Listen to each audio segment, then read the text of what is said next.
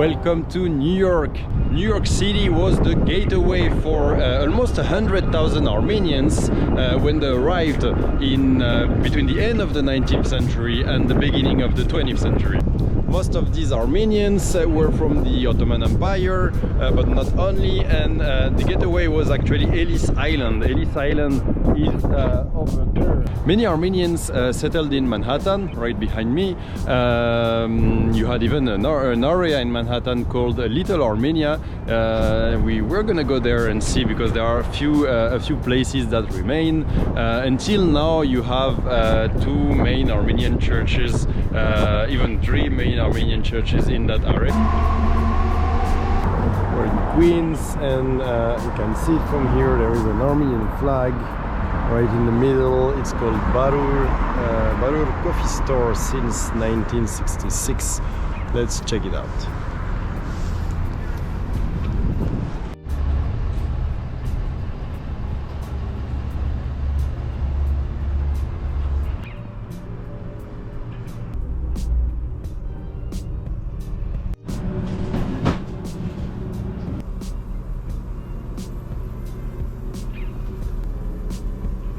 I just left Barur coffee shop.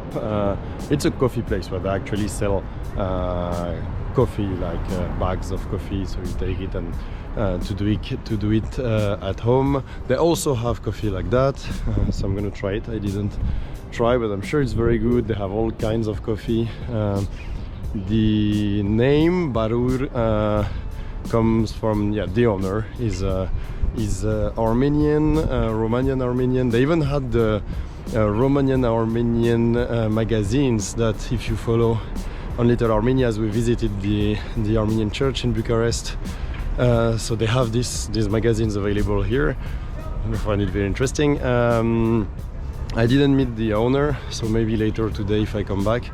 But anyway, the guy was very nice, a Colombian guy, so he knew about coffee, and it looks like a very good place. Interesting that they have like the Armenian flag everywhere inside and outside, and it's one of the few Armenian places here in Queens, but it's also like Queens. We're very close to Manhattan. It's like I don't know, two stations away. When you take the subway, two or three stations away from Manhattan. So very easy to come here if you visit New York, to come here and have a coffee. So now we'll go to Manhattan. I'm having it and it's very good. And the train is coming.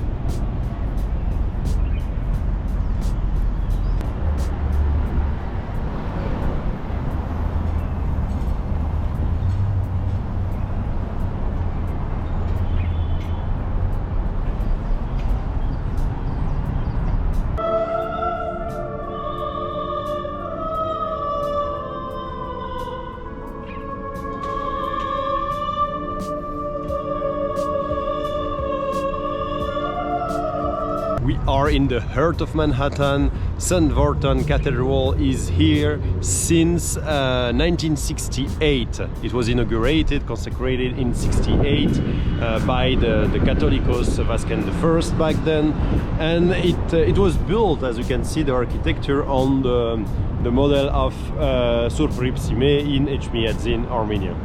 As you can see, you have the flags, Armenian, American and Echmiadzin flags. You can see the Chrysler building, one of the highest buildings in New York, behind it, and that's the new building, high building in Manhattan. I think it's called One Vanderbilt, something like that. So this is the Armenian church. We are going now west on 34th Street, because in the same street as the cathedral, you have the Armenian Evangelical Church right there. The Armenian Evangelical Church was here way before. Actually, it was built in, it was dedicated in 19 1923. And that's the building right here. You try to cross the road and see it from closer. Hi, Avedara Yegeretsi, New York.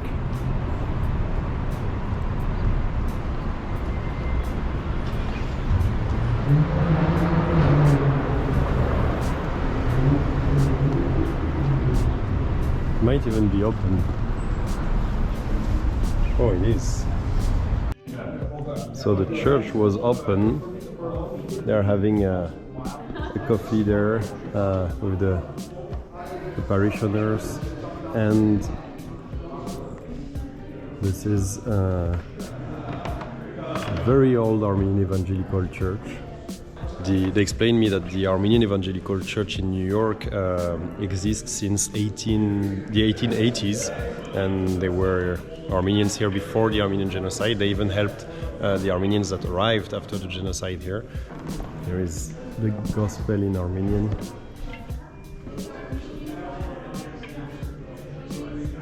And so today we talked about Sabbath. We talked about the fact that barely anybody ever follows it, but it's one of the commandments, and it's really important for us to be able to take a day to reflect, to enjoy. You know, when it says in Genesis that God rested, Shabbat, another translation is to delight in. So God didn't just rest, but he delighted in his creation. He delighted in what he made. And so for us, it's about taking a day to delight in what we have, and that can help fight against consumerism and consumption, where we always constantly feel we need more and more and more, and part of needing more or thinking we need more is because we're not satisfied, because we haven't fully enjoyed or appreciated what God has given us in the first place. And so it's kind of the antidote to that. And it's also interesting that Sabbath, what God says about it is it's holy, and he set it apart. It's set apart and it's holy. And in Genesis, when God talks about everything he made, the only two other things that are holy and set apart is human beings and animals, because human beings and animals have the power to procreate. They can create life. So God puts Sabbath, taking that day, in the same category as human beings and animals, because he designed us to be able to get life from taking rest and resting properly. Not just, I'm not at the office, but I'm still doing my emails from home. That doesn't count. That's not rest. You know, I've been reading a book, and the author said, Sabbath is anything that directs our attention towards God and his goodness and fills our souls with joy and happiness and peace. And so it doesn't have to be Sunday. That's the other thing, because this wouldn't be my Sabbath, because I'm working today, technically. Enjoying it, but it still works. So Sabbath could be a different day for anybody. But the point is today that, you know, it's a commandment that most of us break every single week. But we don't feel bad about it, because our culture says it's okay, grind, hustle, keep going, keep going, keep going. And God is saying, no, slow down, slow down. Because in the grind and the hustle, you're basically you're serving or you're slaving away at the things you think that are going to bring you happiness, but you're actually becoming a slave to the things that you think are going to bring you happiness. And the idea of taking a break helps you disconnect from those things that you think are bringing you happiness, but are actually keeping you in bondage and causing anxiety and depression and overthinking. So yeah, take a break, take a day off, 24 hours, love God, and come to church.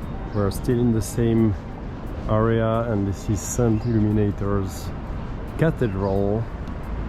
It was inaugurated in 1921, consecrated as a cathedral when that area of Manhattan was actually the Little Armenia of Manhattan. You had a lot of Armenian grocers, tailors, seamstresses, shoemakers around,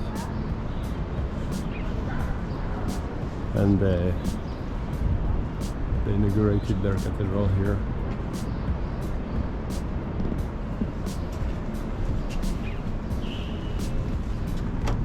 It's a very nice church. I wish I could arrive earlier. can see the Badarak here too.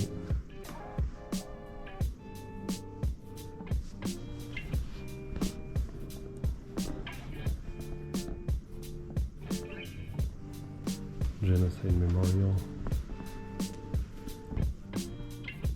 The cities from where Armenians were deported.